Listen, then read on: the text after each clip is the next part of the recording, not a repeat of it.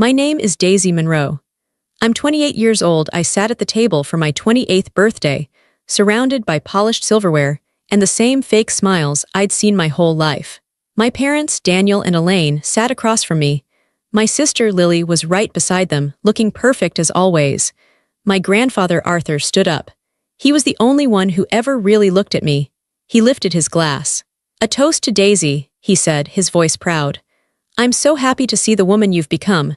Tell us, dear, what wonderful things have you been doing with that $3 million trust fund I left you?" The room went completely silent. I could feel my parents freeze. I looked at my grandfather, confused. "Grandpa," I whispered, my voice shaking, "what are you talking about? I never received a trust fund." He didn't argue.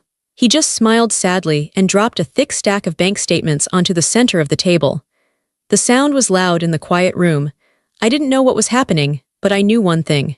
Someone at that table knew exactly what those papers meant, and they were about to be exposed. But before I tell you how everything flipped, like and subscribe, drop a comment. Where are you watching from? My name is Daisy Monroe. For as long as I can remember, I learned one simple rule: shrink yourself. Growing up in our clean, quiet house, there was only enough air in the rooms for one child. That child was my sister, Lily. Lily was bright and loud. She was the one who danced in the living room, and my parents, Elaine and Daniel, would clap. I was the one who sat on the stairs, watching. Lily was the painting, and I was the wall she hung on. My parents didn't dislike me. They just didn't see me. When we started school, Lily got new backpacks with popular cartoon characters. I got a plain blue one. "It's more practical, Daisy," my mother would say. "It will last." Lily took ballet, then tennis, then piano. My parents paid for every lesson, every outfit, every recital. When I asked about guitar lessons, my father sighed. "Daisy, that's just a lot of noise. Why don't you focus on your schoolwork? You're so good at being quiet and studious." So I studied. I learned to be invisible. I learned that asking for things only led to disappointment. When it was time for college, the difference became impossible to ignore. Lily, who was a year older, was sent to a private university 3 states away. My parents co-signed the loans, paid for her beautiful dorm room, and sent her money every single week. "Lily just needs the full experience," my mom, Elaine, explained. "She needs to be able to focus on her studies and her social life. It's important." A year later, it was my turn. I got into a good state school. "You're so smart, Daisy," my dad, Daniel, said, patting me on the shoulder. "You'll get scholarships. You'll be just fine." The scholarships came, but they didn't cover everything. They didn't cover books. They didn't cover food. They didn't cover the drafty apartment I had to share with 2 other girls. So I got a job. Then I got a second job. My life became a blur of classes, stacking books at the university library and serving coffee at a diner until 2 a.m. I was always tired. My bones ached. I remember one night, sophomore year, I was down to my last $4. I hadn't eaten a real meal in 2 days. My textbook for my midterm was $120.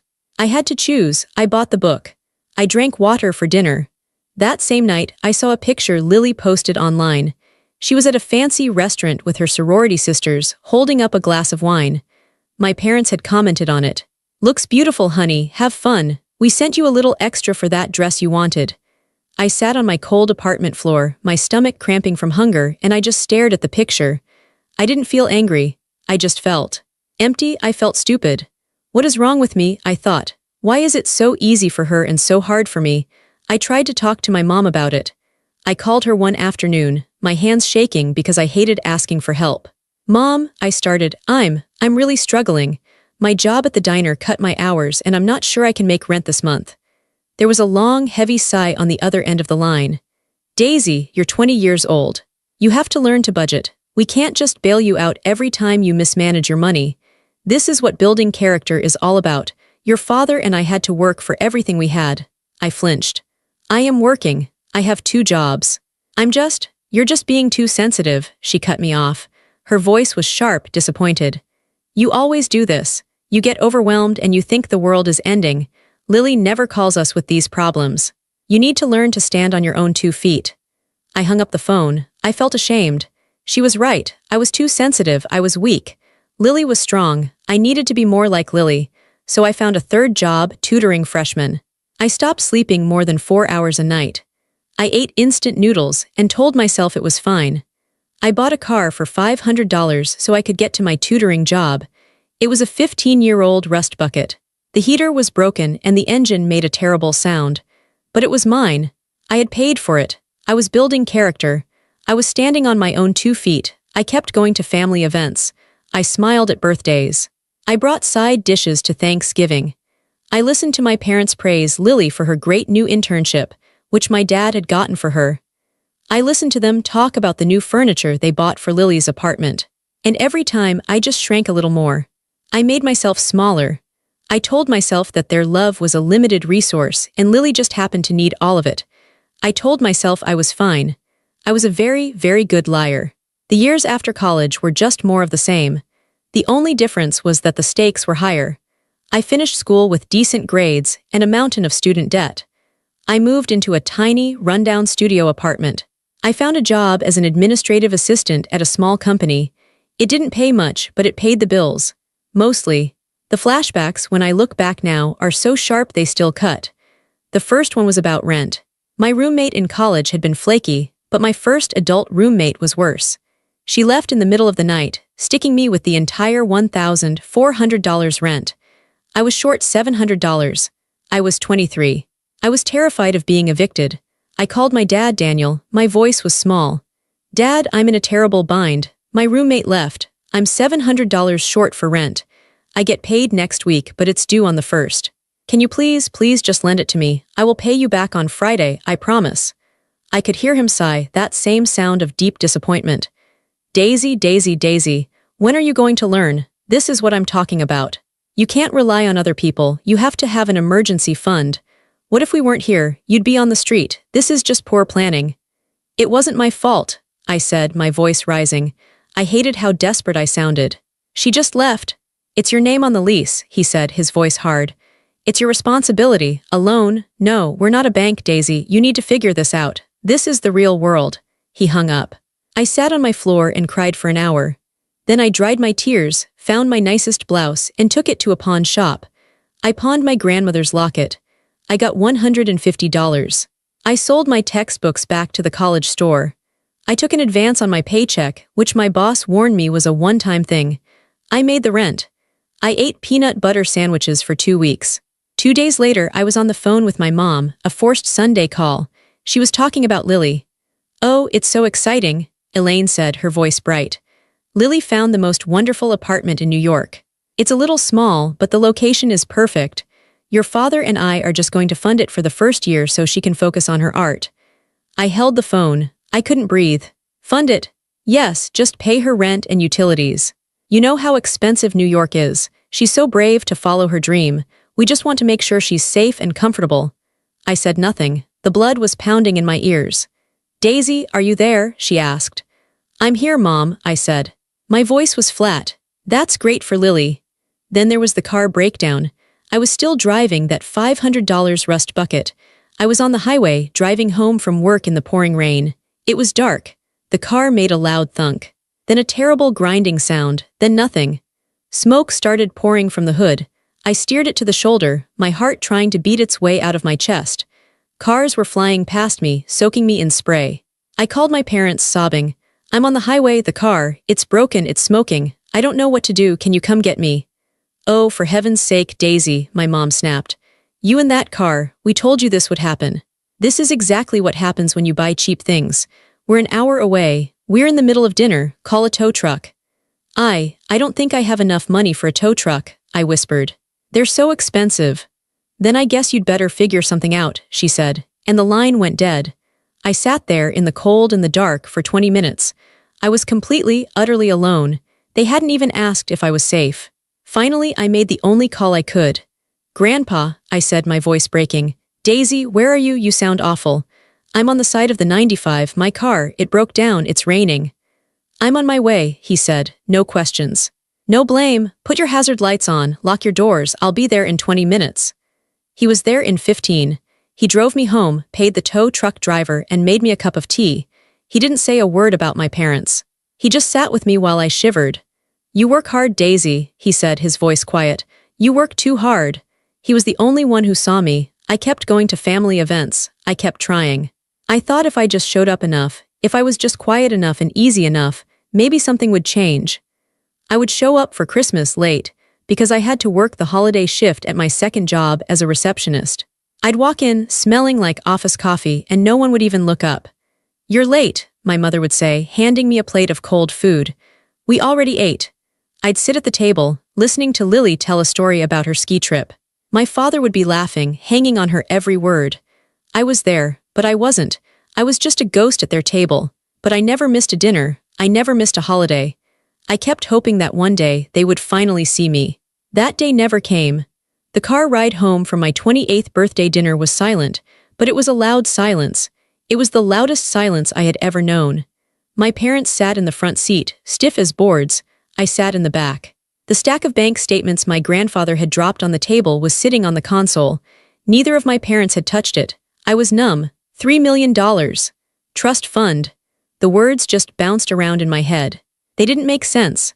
Finally, my mother, Elaine, spoke. Her voice was thin, stretched tight. "That was quite a performance," she said to the windshield. "Your grandfather is really starting to lose it." "It's sad." My father gripped the steering wheel. "He had no right," Daniel spat.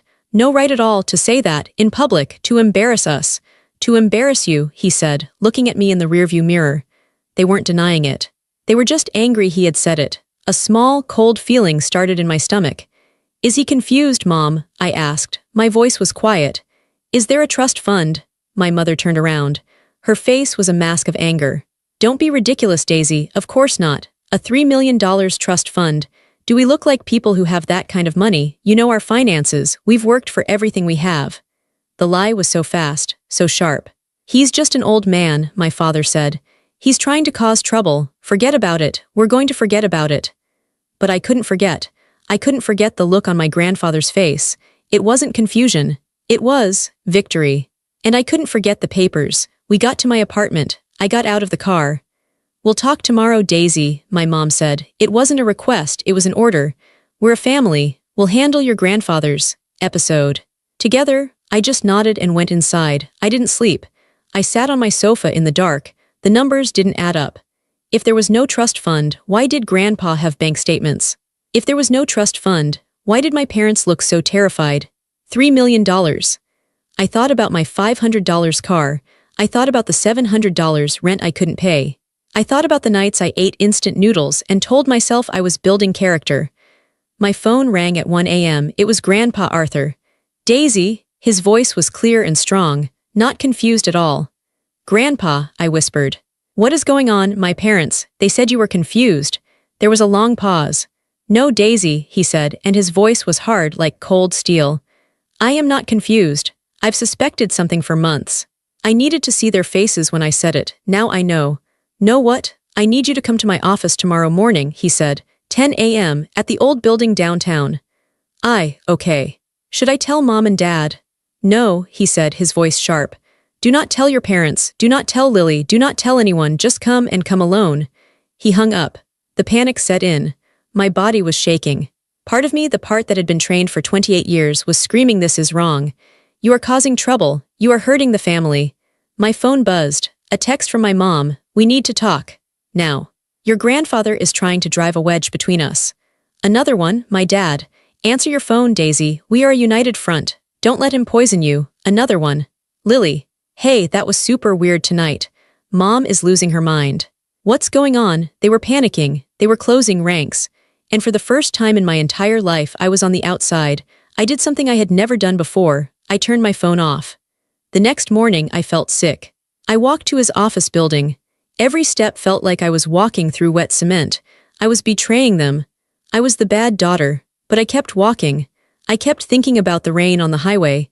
I kept thinking about my empty stomach. I kept thinking, $3 million. I got to his office. I was shaking. I was ready to apologize, to say it was all a mistake. But the look on my grandfather's face stopped me. He was not angry. He was sad.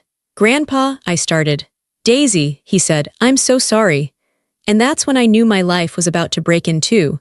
My grandfather's office was on the top floor. It smelled like old books, cedar wood, and coffee. It was warm. It felt safe. A man in a gray suit was standing by the window. Daisy, my grandfather said, this is Mr. Harrison. He's my lawyer. He's also been our family's accountant for 40 years. Please sit down. I sat. My hands were folded in my lap, squeezing each other so hard my knuckles were white. Grandpa, I don't understand, I whispered. Am I crazy? Did I dream that? Mom and Dad said. You are not crazy, Daisy, Grandpa said. He sat across from me and pushed a thick, heavy, spiral-bound book across the desk. It was an inch thick. The cover was simple white. It just said, The Daisy Monroe Trust Fund Audit. 1997-2025. I couldn't touch it. I just stared at it.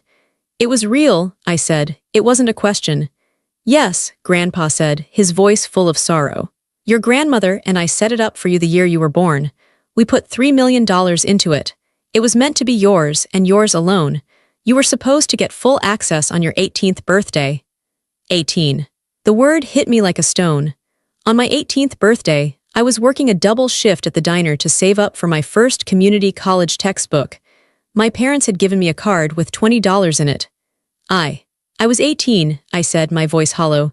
That was 10 years ago. I was working at the diner. I was trying to save for school. I know, Grandpa said. Mr. Harrison, the lawyer, spoke. His voice was kind but firm.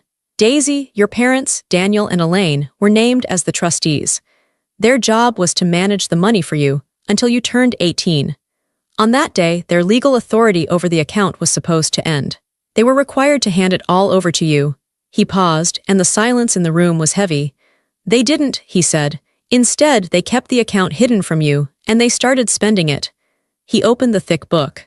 It was full of bank statements, column after column of numbers. We pulled every statement, Mr. Harrison said, for all 25 years. He pointed to a page from 10 years ago. Here, a withdrawal for $50,000. The memo line says, Home Renovation Kitchen.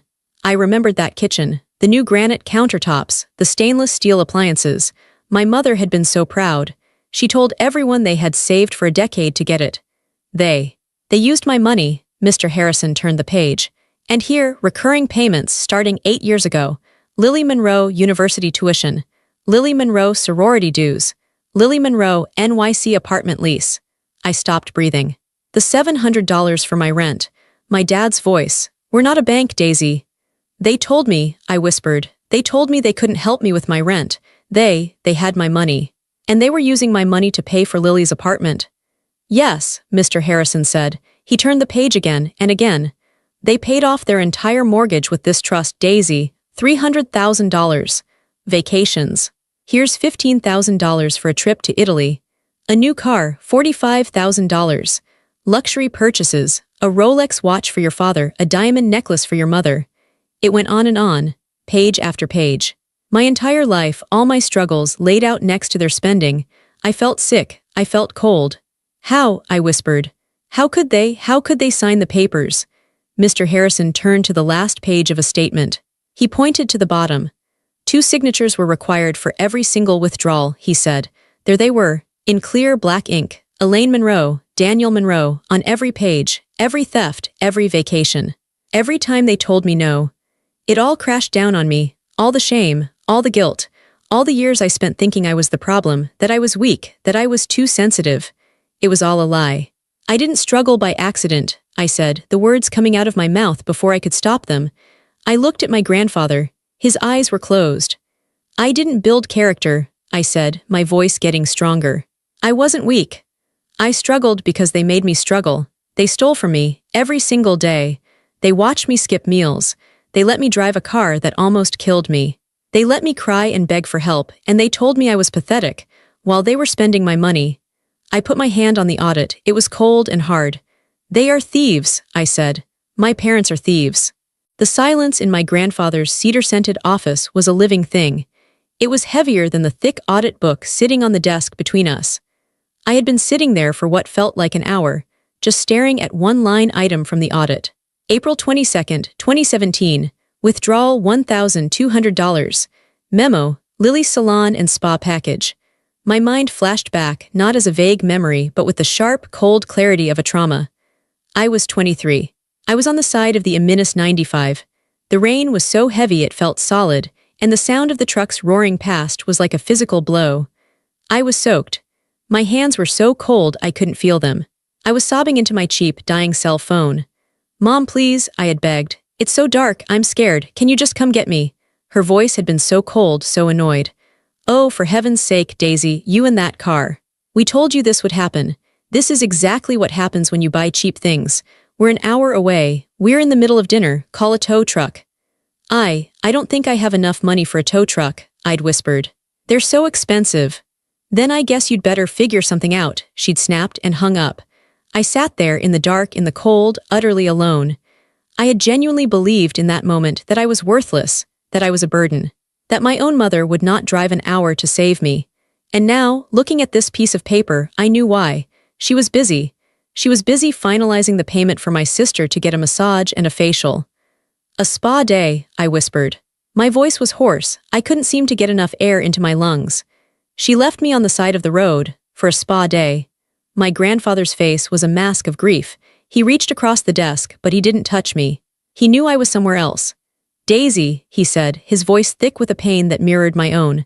"I am so sorry. I am so sorry. I should have known. I should have checked. This is my fault." "Why didn't you?" I asked. The question wasn't an accusation. It was a genuine, hollow, childlike plea. "Why did you let them? You were the only one who saw me. Why didn't you see this?" He looked down at his hands. They were old, spotted hands, but they were strong. "Because they were your parents," he said, and the shame in his voice was devastating. "I am your grandfather. They were the trustees. I trusted them. Your grandmother, God rest her soul, she made me promise to look after you. She adored you. She said, 'Arthur, that little one Daisy, she's quiet, just like me. The world is going to try and roll right over her. You make sure it doesn't.' And I let her down. I let you down. It is the single greatest failure of my life." He explained everything then. How he had set up similar, smaller trusts for all his grandchildren, but mine was different. It was the largest. It was from my grandmother's personal inheritance, money from her family, specifically earmarked for me. He told me how he had only started to suspect something was wrong 6 months ago. He'd been reviewing his own estate planning, just a routine checkup. He'd asked Mr. Harrison for a simple overview of all the family trusts. Lily's was normal. My cousins were normal. Mine was almost empty. "When I first saw the balance, Daisy," Grandpa said, his hands clenching into fists on the desk, "I thought it was a bank error. I truly did. Then my second thought was, I thought you'd invested it. I thought you'd bought a house or started a business. I was proud." He let out a bitter laugh. "I thought, look at Daisy, standing on her own 2 feet, just like they always said. She's been so quiet and smart with her money. So I called you," he continued. "Do you remember that call? A few months ago, I asked you how your investments were doing, how your portfolio was." I remembered it. I was at my desk, eating a container of lukewarm noodles. I thought he was just making small talk, trying to connect with me. I had laughed. "I don't have any investments, Grandpa. I barely have a savings account. I'm just trying to make it to the next paycheck." His face hardened as he relived the memory. "That," he said, his voice like iron, "is when I hung up, and that is when I hired the auditors. I told them to find every penny. It took them 3 months to find every receipt, every signature, every text message, every lie." I looked at the book. It wasn't just an audit. It was a 25-year-long biography of a crime. My whole life was a lie, my entire identity, the invisible daughter.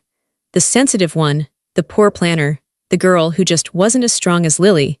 It was all a carefully constructed story. It was a narrative they had to build, day after day, lie after lie, so they could justify stealing from me. They had to make me small so they could feel big.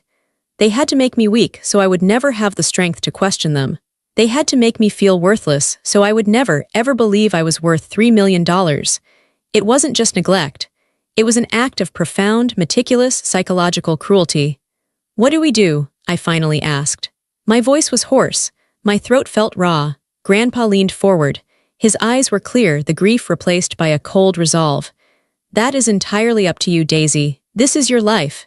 This is your money. Your grandmother left it for you. We have 2 options." Mr. Harrison, the lawyer who had been standing silently by the window, spoke for the first time. His voice was kind but firm, clinical. "Option 1, we can let it go. We quietly freeze the account. We transfer the remaining assets, about $200,000 to you. We never speak of it again. Your parents will never be held accountable, but you will be free. It will be quiet. You can take the money and disappear. Let it go. My body screamed at me to take that option. The part of me that had been trained for 28 years to shrink, to avoid conflict, to be the good daughter, begged me to take the easy way out. Just go, just be quiet. Don't make a scene. Don't break the family. Don't be dramatic. My mother's voice was ringing in my head. You are so dramatic, Daisy. You're always causing problems. Why can't you just be easy? My father's voice, softer, but just as damaging. Just be easy, Daisy. Why can't you just be easy like your sister? I felt the old shame rising. The familiar burn in my cheeks. The urge to apologize for being a problem. I almost did it. I almost said, "Option 1, please, I just want to go." Then I looked at the audit again. I saw the $700. I saw the $700 I had begged my father for, the money he told me I didn't deserve because I had poor planning. I looked at the line item right below it. That same month, they had spent $5,000. Memo. Vacation Hawaii. I thought of every skipped meal, every 2 a.m. shift, every single time I had sat in my car and cried because I was so tired I couldn't feel my hands. Every holiday I showed up late, feeling like a failure, apologizing for being late, while they sat around a table I had paid for, in a house I had paid for, eating food I had paid for. The shame was still there. It was a burning, physical thing in my chest. But suddenly I realized it wasn't mine, it was theirs. What is option 2? I asked. My voice was steady. It was a new voice. I didn't recognize it. Grandpa looked at me. A small, proud smile just barely touched his lips. Mr. Harrison said, "Option 2, we confront them. Legally, we present the audit. We demand a full repayment of every cent they stole. We can press criminal charges for fraud, theft, and embezzlement. We can take them to civil court. We can expose them. Expose them. Send my parents to jail." I thought about it. I thought about them in a courtroom. I thought about them in a prison cell. My stomach turned. I couldn't do that. I wasn't a monster. I can't send them to prison, I whispered. They're still my parents. I understand that, Mr. Harrison said gently. But there is a middle ground. We don't have to press charges. We can arrange a private confrontation. We can revoke their authority, seize what's left, and demand a full financial reckoning. We can make them face what they did. Without a judge, just in a room with you. I looked at Grandpa. He was waiting. He was letting me be the one in charge. I thought about being quiet. I thought about taking the $200,000 and just vanishing. But I knew if I did that, they would win. They would keep their house. They would keep their reputations. They would keep the story they had built. They would tell everyone I was a troubled girl who had run away. They would remain the victims. And I would spend the rest of my life haunted, looking over my shoulder, still that scared girl on the highway. Being quiet was what they had trained me to do. Being quiet was the poison. I closed my eyes. I saw myself at 23 in the rain. Cold, alone, and terrified. Believing I was worthless, I opened my eyes. I don't want to go to court, I said. The legal system was too much. I didn't want a public fight. But I will not be quiet. I looked at my grandfather. I choose myself. For the first time in my entire life, I am choosing myself. What does that look like, Daisy? He asked, his voice soft. I took a deep breath. The coldness wasn't in my stomach anymore. It was in my spine. It was steel. I want a meeting. I want them in a room. I want her in the room. Lily, too. I want her to know who she was living off of. I want her to know that her perfect life was a lie. I pointed at the audit. I want every record. I want a copy of this. I want to look at them while Mr. Harrison reads every single date, every single dollar. Every time they chose her over me. Every time they chose themselves over me. I stood up. I hadn't realized I was shaking. Now I was perfectly still. And I want to be in the room when you take it all back. The meeting was set for the next day at 11 a.m. We didn't give them time to coordinate. We didn't give them time to build their new set of lies. Grandpa Arthur sent a single, joint text to my parents and Lily. There is a serious matter to discuss regarding my estate. Be at this address at 11 a.m. Do not be late. Mr. Harrison will be there. The use of his lawyer's name, I knew, was the hook. It would terrify them. Grandpa's lawyer, Mr. Harrison, booked a private conference room at a neutral office building downtown. It was a horrible, soulless gray room. The carpet was a flat, industrial gray. The walls were a paler, sicker gray. The long, dark wood table was so polished you could see your reflection in it. It felt like a coffin. There was a pitcher of lukewarm water in the middle with 6 glasses. No one ever touched it. I got there first with Grandpa and Mr. Harrison. I was wearing a simple black dress. I felt like I was at a funeral. Maybe I was. Mr. Harrison placed two thick, identical copies of the audit on the table. They landed with a heavy, final thud that echoed in the quiet room. I was numb. I felt like I was floating, watching a movie of my own life. I chose the seat opposite the door. I wanted to see their faces when they walked in. "You don't have to say a word, Daisy," Grandpa said. He put his hand on my shoulder. His hand was warm. "We will handle this." "I know," I said. My voice was a whisper, "but I think I will." The door opened at 11:02 a.m. My parents, Elaine and Daniel, walked in first. My mother, Elaine, was in full armor. Her hair was perfect. She was wearing a string of pearls. She was defensive, her chin held high, as if she was entering a restaurant that had messed up her reservation. She looked around the room with pure disgust. "Arthur, this is absolutely ridiculous," she said, her voice sharp and loud. "Forcing us into some corporate meeting room. What is this, an intervention, if this is about your will?" My father, Daniel, was the opposite. He was anxious. He wouldn't look at me. He wouldn't look at Grandpa. He just stared at Mr. Harrison, his face pale and sweaty. He was trying to smile, that old, placating I'm a good guy smile, but it just looked like a grimace. He knew this wasn't about a will. Then Lily walked in. Lily was just confused. She looked beautiful as always, her hair shiny, her clothes expensive, but her face was pinched with worry. "Grandpa, Daisy, what's going on? Mom, why is Mr. Harrison here? Did something happen? Is Grandpa sick?" "Sit down, all of you," Grandpa said. His voice was not the warm, kind voice I knew. It was the voice of a CEO. It was the voice of a man who was done. The command was so absolute that they all obeyed. They sat. My parents sat on one side together, a united front. Lily sat next to them, looking back and forth between us, her confusion growing. I just watched them. I saw them for the first time, not as my parents, not as my sister, but as the people who had hurt me. Mr. Harrison did not say hello. He sat at the head of the table. "We are here today," he began, his voice flat and clinical, "to discuss the audit of the Daisy Monroe Trust Fund." My mother scoffed, a loud, barking laugh. "Oh, this again? Arthur, I told you, you're confused. There is no—" "Elaine," Mr. Harrison said, his voice cutting through her like a knife. He slid one of the thick binders across the table. It spun and stopped perfectly in front of her. "Do not speak, you will listen." My mother's mouth snapped shut, her face flushed red. I had never in my life seen anyone speak to her that way. For the next 30 minutes, Mr. Harrison read. He did not read a summary. He did not generalize, he read the details. Line by line.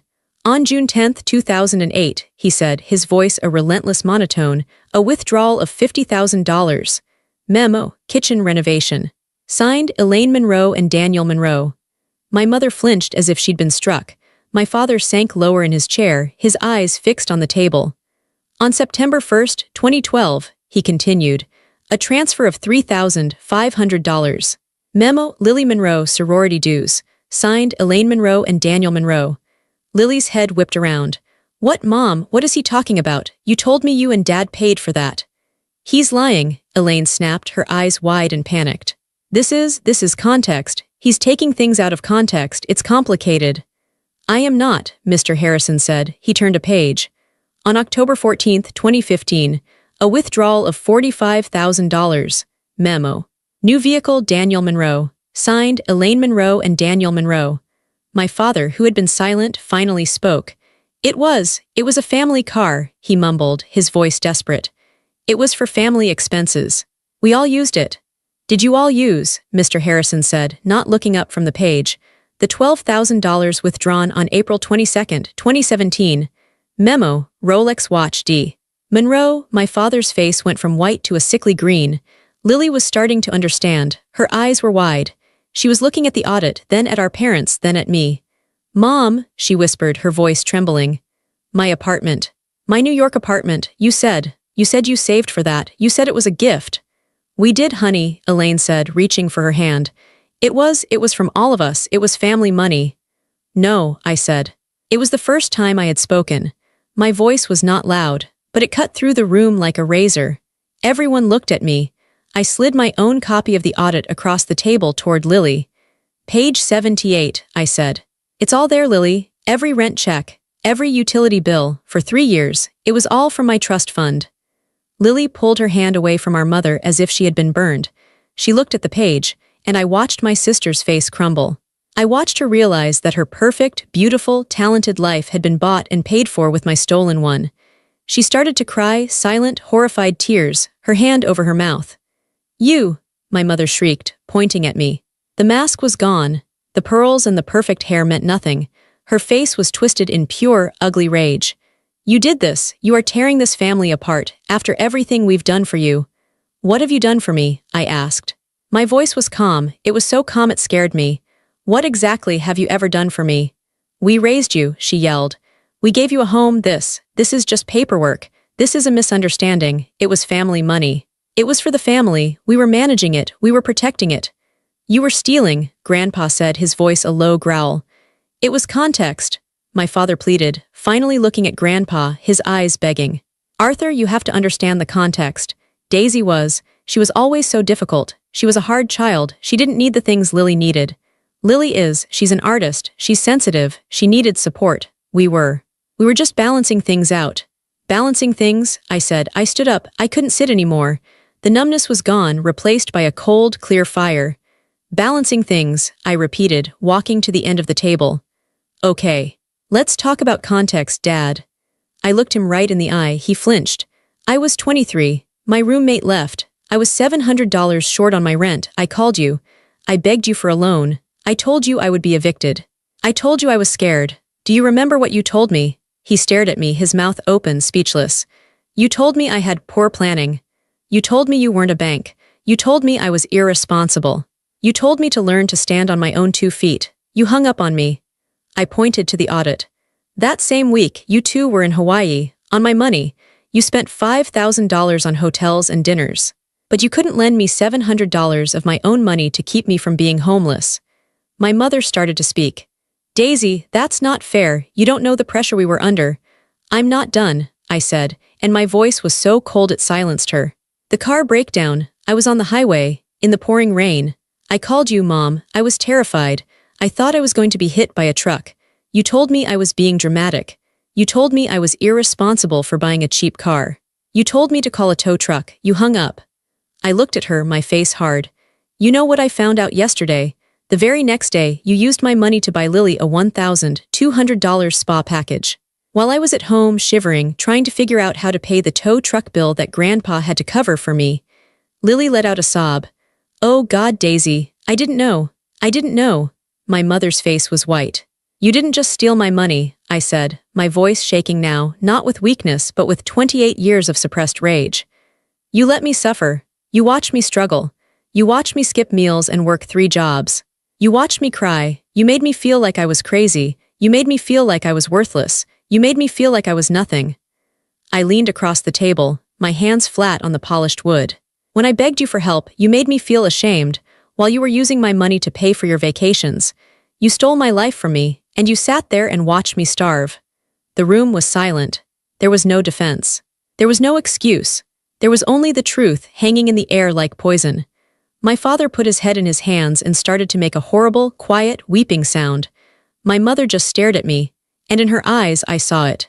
No remorse, no apology, just pure, absolute hatred. She wasn't sorry, she was just angry that she had been caught.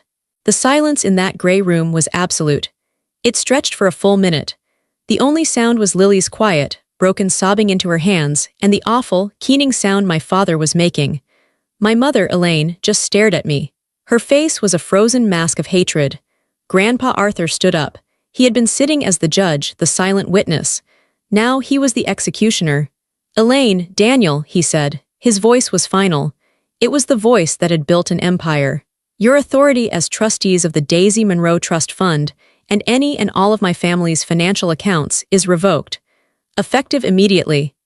Mr. Harrison, who had been quiet, slid a new set of documents to the center of the table. They were clean and simple, not an audit, a verdict. "These papers legally transfer all remaining assets and all financial control of the trust solely to Daisy," Mr. Harrison explained, his voice crisp. "The bank is waiting for this signature. The moment it is signed, your names will be permanently removed. All your access, all your privileges, all your control will be terminated." My father looked up. His face was a mess of tears and panic. "Arthur, no, please, you can't. It was a mistake, a terrible mistake. We can pay it back, we can. We can fix this, we'll sell the house, we'll get jobs. How? Grandpa asked, his voice cold and flat. How can you pay back $2.8 million? How can you pay back the 25 years you stole from your daughter? How can you fix that, Daniel? My mother, Elaine, finally broke. The hatred shattered and pure, raw panic took its place. She was no longer a mother. She was no longer a wife. She was just a cornered animal. She looked at me. Her hands were trembling so badly she had to clasp them on the table. Daisy, she whispered. Her voice was cracked and unrecognizable. Daisy, please, you don't understand. You don't understand our finances. The house, this will ruin us. She was crying now, but they weren't tears of remorse. They were tears of fear. They were tears for herself. We used the house, she stammered, looking at my father, who was just staring at the table, hollowed out. We took out a second mortgage. Years ago, we used the trust as collateral. We told the bank. We told them it was our asset. If you take it, if you take what's left, the bank will call the loan. We will have nothing. She was choking on the words. They will take the house. We will be ruined. We will be homeless. Ruin, homeless. The words hung in the air. She was telling me that they would be homeless, that they would have no money, that they would have to start from zero in their late 50s. She was telling me, without knowing it, that they would have to live my life. I looked at her. I looked at this woman who had made me feel like garbage every single day of my life. I looked at this woman who had hung up on me while I was stranded in the rain. I looked at her, trembling and begging and broken, and I felt nothing. I didn't feel anger. I didn't feel pity. I didn't feel revenge. I just felt the cold, hard floor of my college apartment. I felt the cramping hunger in my stomach. I felt the sting of the rain on the highway. I felt the burning, crawling shame of begging my father for $700. I felt the exhaustion in my bones from working 3 jobs. This wasn't revenge. This was just consequences. This was just gravity. I reached out and pulled the stack of papers toward me. I picked up the pen. It was a heavy, black, expensive pen. My mother saw me. Her eyes went wide. The begging was over. Daisy, no, she shrieked, lurching forward. No, please, I'm your mother. I am your mother. You can't do this. You will destroy us. You will destroy this family. I looked at her. My hand was steady. The pen was cool against my skin. Then maybe you shouldn't have built your lives on money that wasn't yours, I said. My signature was clear and strong. Daisy Monroe. It was the first time in my life my name had ever felt real. It wasn't a request. It wasn't an apology. It wasn't a question. It was a statement. It was an ending. I pushed the papers back to Mr. Harrison. It's done, he said. He picked up his phone, tapped the screen, and sent a text message. The bank has been notified. The transfer is complete. Daniel and Elaine, your access is gone. My mother let out a sound. It was a horrible, thin wail that just stopped, as if the air had been sucked out of her. My father just sat there, a hollowed-out man, a ghost in an expensive suit. I stood up. I picked up my purse. Grandpa stood up with me, placing his hand on the small of my back. We're leaving, I said. My parents didn't move. They were statues, trapped in the ruin they had built for themselves in that cold, gray room. We walked to the door. Daisy, my father whispered, his voice broken. He finally looked at me. His eyes were red and desperate. He was searching for his daughter. He was searching for the little girl who used to believe he was a hero. But his daughter wasn't there anymore. That girl had died on the side of a highway in the rain. Daisy, what are we supposed to do? He asked. Where are we supposed to go? I stopped at the door. I turned and looked back at him. I thought about all the times I had asked him that same question. I thought about the fear and the loneliness and the desperation I had felt. And I thought about the cold, hard answers he had always given me. I looked at him. I guess you'd better figure something out, I said, and I walked out of the room. I didn't look back. I walked out of that conference room and didn't stop. My legs felt like they were moving on their own. I didn't slow down until I was in the elevator, the doors sliding shut. Grandpa Arthur was right beside me. The moment the doors closed, a breath I had been holding for 28 years came out of me in a rush. I leaned my head against the cool metal wall. I didn't cry, I just breathed. It's over, Daisy, Grandpa said, his voice soft. It's over, I agreed. My own voice sounded strange, distant. Behind us, in the hallway, the conference room door opened. I heard Lily call my name, her voice frantic.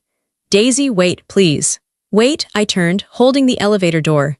She ran up to us, skidding to a stop. Her face was a wreck, red and swollen from crying. Her perfect makeup was smeared. She was still holding the copy of the audit, gripping it like it was the only real thing in the room. Daisy, she choked out, I had no idea. I swear to you, I swear on my life, I had no idea. I looked at her. My sister, the golden child, the one who had got everything. And for the first time, the jealousy and the resentment I had carried for her my whole life just evaporated. It was gone. I saw that she was a victim, too, in a different way. They had used her just as they had used me. They had used her as the reason, the excuse. They had burdened her with my stolen life. They had turned her into the person who lived off her sister's suffering. I know you didn't, Lily, I said. My voice was tired. So tired. They made sure of it. That's how they did it. If you had known, you would have been a problem just like me. My apartment, she whispered, horrified, looking down at the papers. My tuition, my art supplies, my whole life. It was all yours. It was, I said. There was no point in lying. There was no point in softness. There was only the truth now.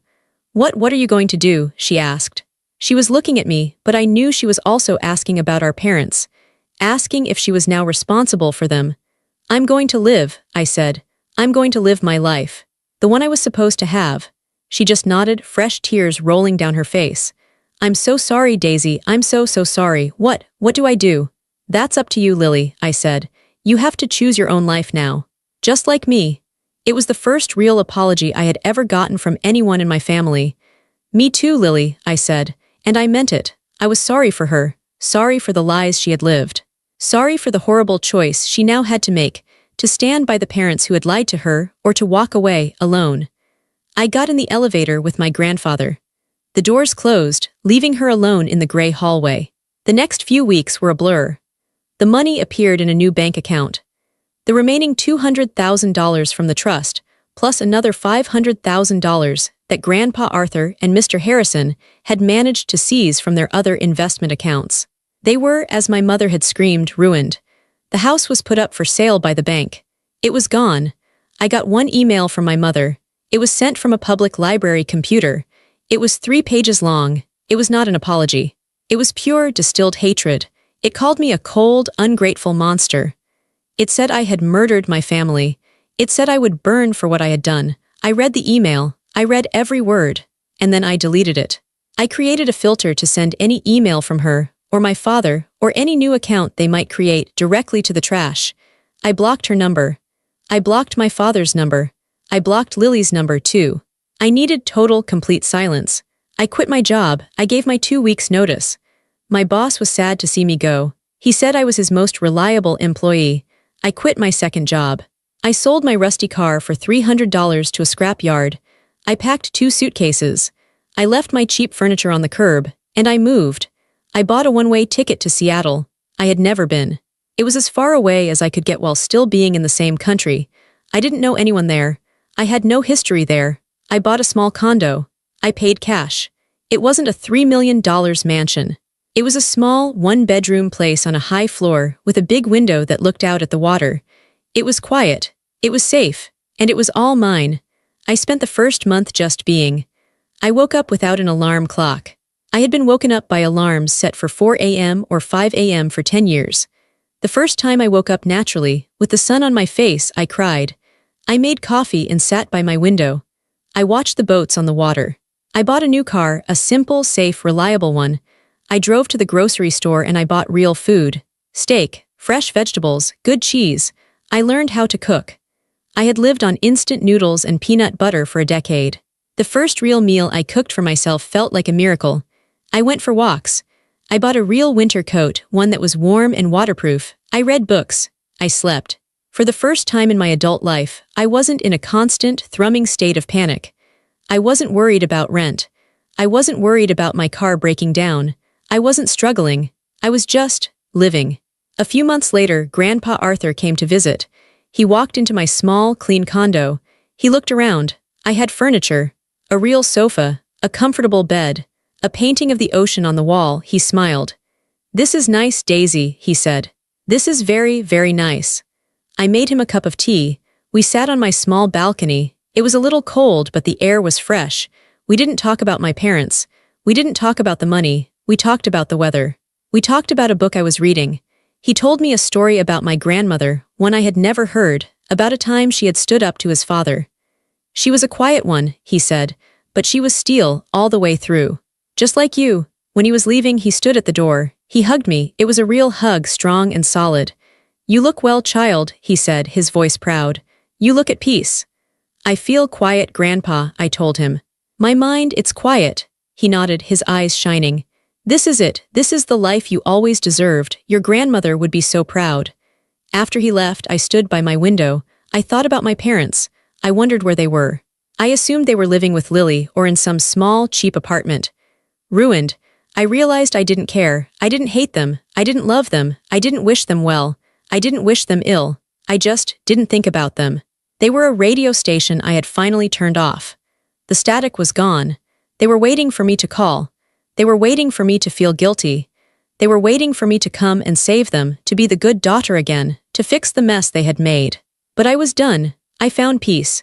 I found it in the distance. I found it in the silence. I found it in the self-respect I had built with my own 2 hands, in my small, quiet apartment, watching the water. I no longer waited for apologies that would never come. I no longer waited for permission to be happy.